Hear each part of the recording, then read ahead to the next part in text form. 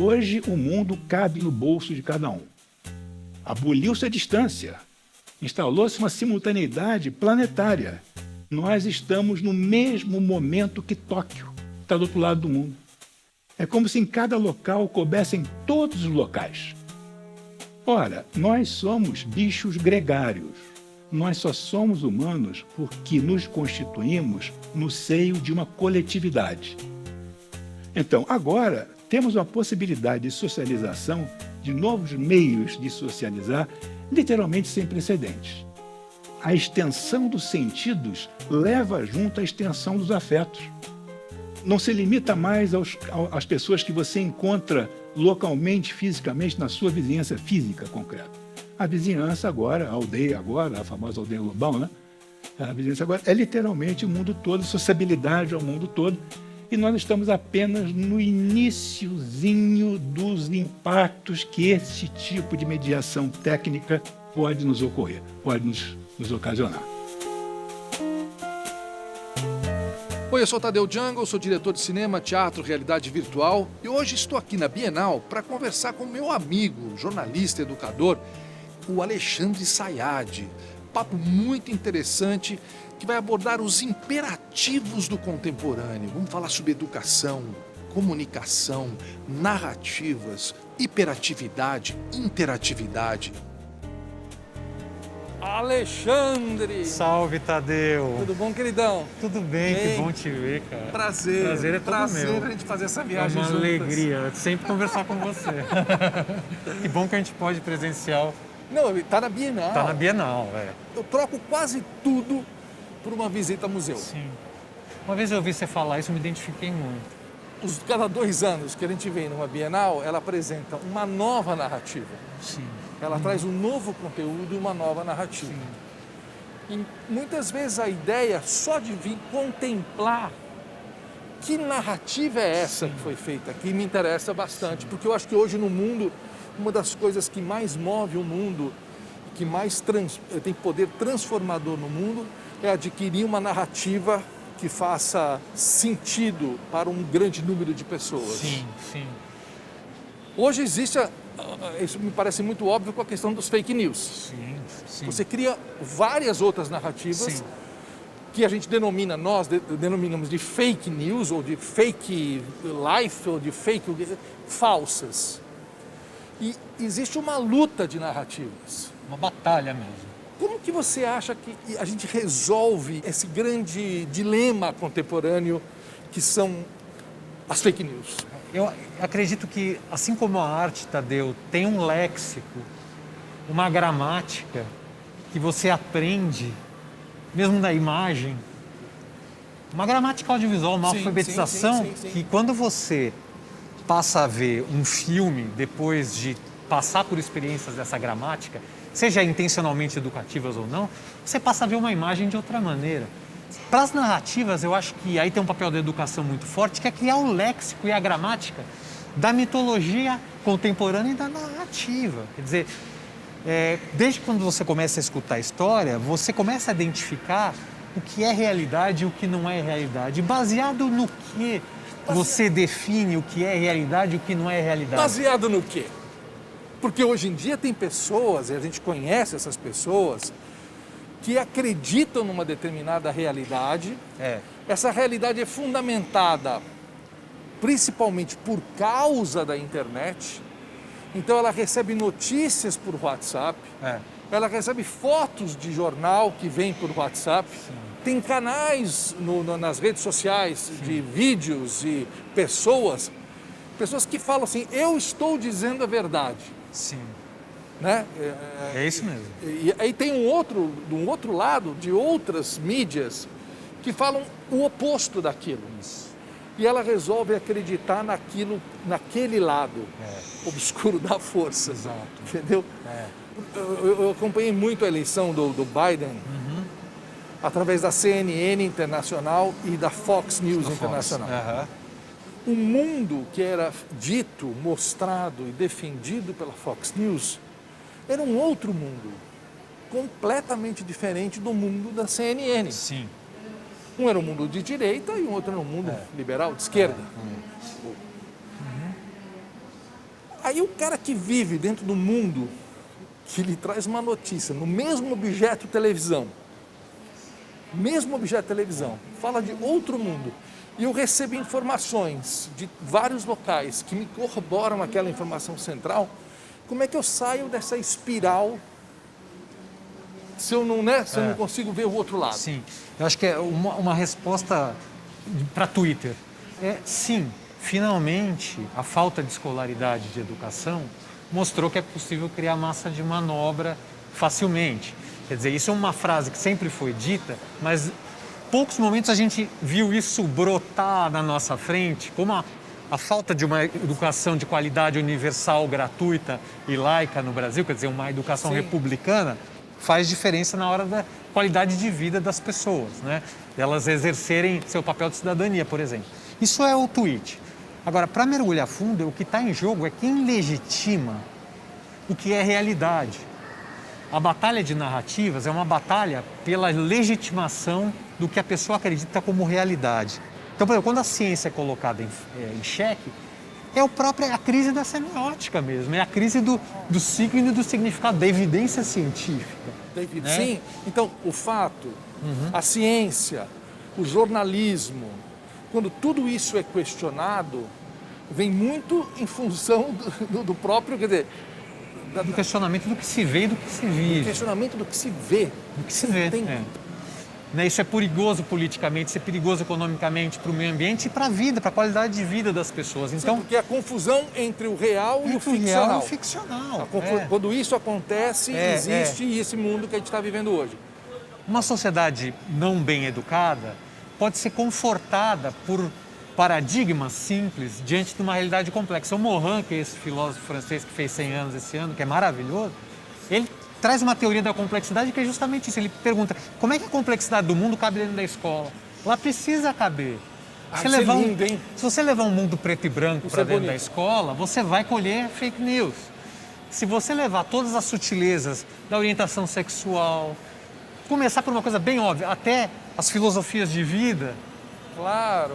Se você levar essa complexidade para dentro da escola, você vai colher uma verdade que é um prisma. É um prisma de complexidade. É um prisma. Esse é o diamante. Não, a ideia lacaniana teria terminado aqui. Encontramos, é isso. A ideia da complexidade levada para dentro da escola, esses tons, essa sensibilidade, isso é maravilhoso. E, vamos dizer, até a década de 70, pensamento crítico dentro da escola era como é que você vai ver TV antes do Vila Sésamo chegar, que a TV era jogada pela janela, né? Um pedaço da educação formal era o lixo cultural. E a outra coisa é como você lê, a leitura, a narrativa verbal. Hoje o conceito de pensamento crítico é complexo também, porque ele não se resume à TV, tampouco ao verbal. A gente está num mundo totalmente imagético, transmediático, de ecologia de narrativas e mídias complexas, de um tecido social complexo. Como é que você reconstrói o desenvolvimento do pensamento crítico, que é de fato um valor da escola republicana, universal, laica, de uma maneira que dê conta disso? Você não adianta só você ficar fixo na novela da Globo, que era o caso da época, e ir no Machado de Assis. Isso é bom, mas não é o suficiente para hoje. E a escola parece que não se desenrolou para outras coisas, entende? Claro. E acho que a educação midiática, quando eu levo esse termo, que acho que resume um pouco o nosso papo, que eu acho que é uma espécie de um antídoto para fake news, não é uma obrigação só da escola, mas a escola tem um papel, sim, de educar midiaticamente quando ela fala do pensamento crítico. Quando ela vai trazer as diversas formas de narrativa, a alfabetização para as imagens, o cinema, o folhetim, a telenovela, as séries do Netflix. Cadê a cultura pop? Que o cara respira o tempo inteiro. A cultura pop não chegou na escola até hoje. Não, quer dizer assim, para a complexidade da escola é fundamental a educação midiática. Que o garoto tenha, a garota tenha a visão de tudo aquilo que o cerca em termos de mídia, de narrativas, para que ele consiga abrir o diálogo para o mundo e ouvir coisas diversas que entrem por vários poros, pela leitura, pela televisão, pela internet, né, por todas as fontes. Né? Você acredita que a escola ainda enxerga uma coisa que eu acho que aí é um pecado capital? Ela olha a tecnologia digital como ferramenta. Ela usa a tradução de tool do inglês. Sim. Ela traduz francamente tool para português. Enquanto a escola não olhar a tecnologia digital, qualquer tecnologia, como a tecnologia da inteligência, onde a gente constrói a narrativa, que é o que o Pierre Levy levava atrás, e vê como linguagem e cultura. Claro. Eu acho a virada de chave. Muitos professores têm medo de mexer com a tecnologia, então eles preferem chamar de ferramenta porque eles falam, eu não preciso desse martelo, eu não preciso desse serrote, eu sei gastar saliva. Não, eu sei que você sabe, mas não é suficiente. Por isso que você está aqui hoje. Exato. Por isso que eu lhe chamei aqui hoje. Que bom. Não é suficiente. Entendeu? Não são tools, né? Não são tools, é linguagem e, por consequência, cultura. Muito bom. Os educadores são as mais patéticas criaturas da civilização hoje. Os mais miseravelmente sofridos. Porque, em uma geração, eles viram chegar uma onda avassaladora de meios técnicos que soterrou a forma pela qual, tradicionalmente, veneravelmente, se transmitia conhecimento, bem ou mal, não importa, mas era baseado no livro, né, e a exposição do quadro negro.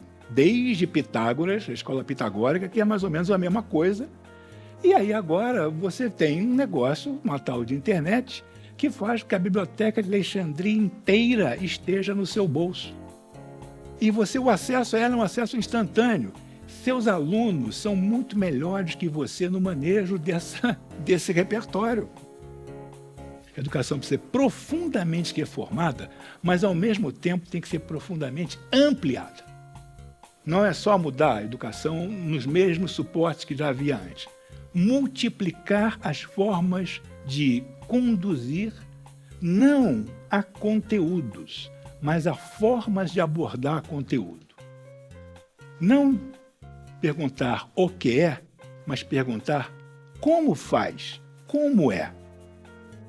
Não dotar de registro, de conhecimento registrado, mas da habilidade de produzir conhecimento, de produzir informação. Alexandre, assim, se a gente pudesse, talvez, dar um título para essa mesa hoje, eu acho que ela seria os imperativos da contemporaneidade. Né? Onde foi parar a contemplação, a reflexão, o tempo para a imaginação? Né? Você não acha que isso, de uma certa forma, nos diminui essa hiperatividade e essa necessidade constante de ser interativo com as tecnologias? Você não acha que essa interatividade e a hiperatividade nos oprimem? A gente vive uma coisa que está acontecendo que abre possibilidade para tudo. Sim. Então, algumas características que o Edgar Morin, que eu tinha citado, levanta da contemporaneidade, né? Velocidade e simultaneidade. Né? Isso parece que mata a nossa capacidade de ter uma outra velocidade, de poder contemplar, de usar mais a imaginação, como se isso não fosse possível. Mas dentro do movimento da contemporaneidade, tudo é possível. Porque é uma mistura viva de tudo que a gente viveu. Essa quantidade de imperativos que você levanta, para mim, tem muito a ver com o conceito de eficiência e com o universo do trabalho. Porque eu acho que como o trabalho se desenvolveu nos últimos 20 anos, as exigências da produtividade, sim, do mundo do trabalho, isso, de certa maneira, não estimula esse outro lado. E acaba, por cascata, ditando um pouco a regra da escola. Porque passa pelo ensino superior, vai descendo e acaba ditando um pouco a regra do pensamento acadêmico. Todo esse esquema que a gente já conhece, que é antiquíssimo, as cadeiras em linha, para poder a ordem, você tem que repetir aquilo que o mestre... Né, você tinha um conhecimento. Esse conhecimento, isso é o conhecimento, crianças. Peguem, agora me repitam, o que é o conhecimento, crianças? O conhecimento é isso. Muito bem, crianças, vocês fizeram certo. Isso. Vocês estão reprisando o conhecimento. Né? Quando a escola né, também deveria ser esse lugar da invenção, né, o lugar da criação, né, de você investir no risco. Né, e do risco. Do erro. O erro, que é uma maravilha do erro. Maravilha do erro. A maravilha do erro, a ideia de você poder errar, um lugar livre para você, poder errar. A escola é isso, ela deveria ser isso. Deveria ser isso, Eu ia falar isso, eu gostaria que fosse. Eu acho que ela tem oportunidade de se transformar. Porque a gente, veja, a criatividade era uma coisa que a escola assim, cultivava até o começo do ensino fundamental. Depois que começava aquele professor específico para cada disciplina, acabou a brincadeira. Ela falava assim, ó, acabou a brincadeira, agora é Fundamental 2, é média, é vestibular. E a gente, não, a brincadeira tem que continuar. Exato. Quando a gente fala na criatividade, ela sempre falou assim, olha, vai ter seu momento. Estuda, que você vai ter seu momento de criar. Né? É sempre tudo separado. Tudo separado. A ideia de você poder criar, inventar, parece que não é produtivo. Não é produtivo. Né? É coisa de criança. Exato. Nós temos que brincar, nós temos que jogar. Se a gente não jogar, se a gente for pelo lado da eficiência, da produtividade, etc., continuaremos presos nas casinhas que sempre nos construíram e nos obrigaram a habitar. É hora de romper com as casinhas. Tadeu, eu acho que acabou-se o tempo das ortodoxias. O que a gente vive na pós-modernidade? O que a gente vive na contemporaneidade? A mistura. O integral. O Morin fala muito do reconectar saberes. E, no fundo, a escola já assumiu esse discurso do reconectar saberes, mas, na prática, ela precisa de instrumentos, de políticas públicas, de dispositivos, para poder, e boa formação de professores, para poder mexer nisso de fato, porque ortodoxos, nem os economistas mais estão sobrevivendo, os ortodoxos. Então, assim, o que é um professor heterodoxo? Ele é um estimulador de caminhos. Ele tem que abrir a aprendizagem do aluno para possibilidades, dar caminhos, dar perguntas, mostrar possibilidades, mostrar conexões, né? Porque a construção de conhecimento ela é ubíqua. Agora a gente está construindo conhecimento, conversando. Aliás, o Richard Wurman diz que o papo foi a primeira moeda de construção de conhecimento da história, o bate-papo. Adoro. Que é a primeira sinapse da construção de conhecimento é no bate-papo. Então, mas o professor que eu sinto, eu concordo absolutamente com você, o professor se sente acuado hoje, porque o aluno vem com informações muito díspares para cima dele. Quer dizer, a formação do professor talvez seja de torná-lo mais poroso, de torná-lo mais macio. O professor tem que ser mais macio para assumir a pergunta do aluno e não querer responder ou bater de volta e já dar uma resposta. Ele fala, vou pesquisar. Boa pergunta. Não sei. Vou pesquisar. E classe, se nós pesquisássemos juntos essa pergunta que a Maria fez? Vamos pesquisar juntos e amanhã a gente vê o que... Essa é a tarefa. O cara vai pesquisar, vai trazer uma outra ideia, um cara traz, uma menina traz... E aí você forma o conhecimento e fala, eu posso buscar conhecimento em todos os lugares. Primeiro, assim, é difícil se despir da autoridade. Sim. Pensando psicologicamente, não é fácil se despir da autoridade. Se você não é formado para isso, se você não está preparado para encarar uma sala sem a autoridade que lhe é outorgada, é muito difícil. Então, a formação, qualquer pesquisa mostra que a formação dos professores é anacrônica, é desconexa do contemporâneo, já que a gente falou tanto de contemporâneo, a formação básica inicial. Agora, o híbrido é muito importante porque, dentro da ubiquidade que a gente fala, quer dizer, o aprendizado é potencial em todos os lugares, ele é potencial na comunidade física e na comunidade digital. Qual que é a diferença hoje disso? Não sei te responder. A escola invisível que eu falo. A escola invisível, para mim, ela não tem nada a ver com, por exemplo, com o homeschooling, que é uma outra história. Vamos tirar o homeschooling disso. A escola invisível é a escola física, que tem um currículo flexível, que dialoga com a comunidade física e que dialoga com o virtual. Com os veios virtuais de informação e que estimula o aluno a percorrer uma trilha de aprendizagem física e digital que não se difere. Não tem trauma na passagem, não dá para ter trauma mais na passagem do físico. É uma coisa só. É um diálogo. Não, mas isso é muito bonito o que você fala, quer dizer, a ideia da mistura, a palavra mistura, ela talvez, essa deveria ter um monumento. Hoje em dia que tem a gente demonumenta muita coisa, né? Os monumentos são todos questionados. Acho que o grande monumento hoje seria o da mistura. Quer dizer, além dessas coisas que nós estamos falando de misturar a natureza com tecnologia e as coisas todas, né, nessa heterodoxia, a ideia é de você misturar as pessoas. Né? Eu vejo que toda vez que se trabalha num grupo que ele tem mistura de raça, de idade, é tudo mais legal, é tudo mais, fica mais vivo. Os países mais misturados desempenham melhor economicamente, mais diversos. A China importa europeus lá para dentro para quê? Claro. Importa pessoas de outro mundo, né? Claro. Os Estados Unidos fazem isso também com muito nas faculdades, das escolas, todas importando os indianos, importando chineses, alemães, para poder trabalhar. Para poder ter diversidade, né? Já que a gente está na Bienal, eu traria mais um elemento para o nosso papo. Eu acho que a educação tem que ser antropofágica. Ah, mas aí nós vamos fechar isso com chave de ouro. Porque eu acho que talvez o monumento que a gente precisa fazer é a antropofagia. Porque maravilha. A gente tem que digerir de tudo. Isso é a contemporaneidade. Isso é de semana de 22. Estamos aqui com ela agora, Exato, semana de agora. 22. Antropofagia. A educação tem que ser um movimento antropofágico. Não vou tirar o bilhete do meu bolso, que eu falei assim, alguns assuntos que eu quero abordar com o Alexandre. O último era antropofagia. Era mesmo? Que maravilha. Cara, é absolutamente fundamental que a gente ouça o Oswald e todas as nuances da antropofagia. Porque isso faz com que você, literalmente, coma tudo.